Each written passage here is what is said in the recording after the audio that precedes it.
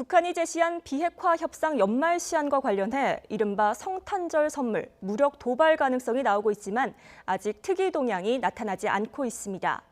미국에서는 고강도 도발 전망이 이어지면서 정찰기 넉 대가 동시에 출동하는 등 예민하게 반응하고 있습니다. 취재기자 연결해 자세히 알아보겠습니다. 왕선택 기자. 네, 왕선택입니다. 네, 앞서 북한에서 성탄절을 계기로 장거리 미사일을 발사할 것이란 전망이 있었는데 아직 별다른 움직임은 없는 거죠? 네, 그렇습니다. 미국에서 특히 성탄절을 전후해서 북한이 고강도 도발을 할 것이라는 전문가 예측이 많았습니다.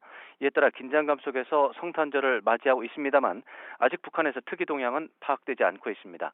미국 전문가 다수가 예측한 고강도 도발에는 장거리 미사일 발사와 함께 인공위성 발사도 포함되어 있습니다만 서해 위성 발사장에서 이와 관련한 움직임은 나타나지 않고 있습니다.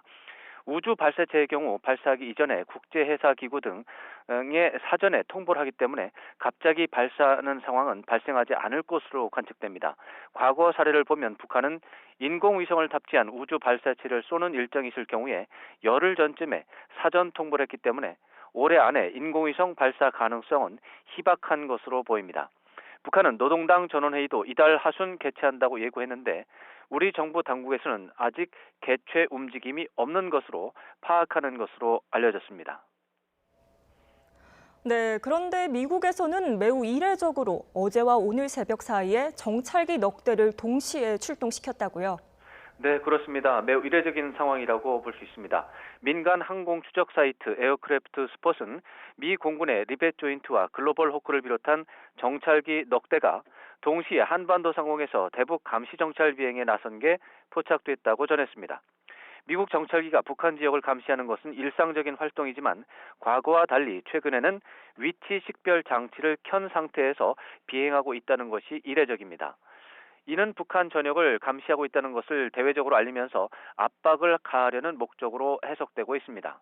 미국 정찰기들은 특히 북한이 장거리 미사일을 발사할 가능성이 있다는 전망이 잇따르면서 북한의 이동식 미사일 발사 차량 움직임을 감시하는 데 역량을 집중하는 것으로 분석됩니다.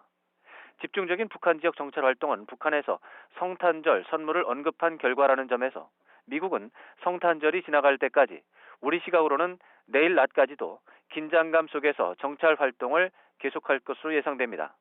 이에 대해서 북한은 지금과 같이 고강도 도발 가능성에 대해 확인도 부인도 하지 않는 모호성을 유지하면서 미국의 반응에 따라서 대응 수위를 조절할 것으로 전망됩니다. 지금까지 YTN 왕선택입니다.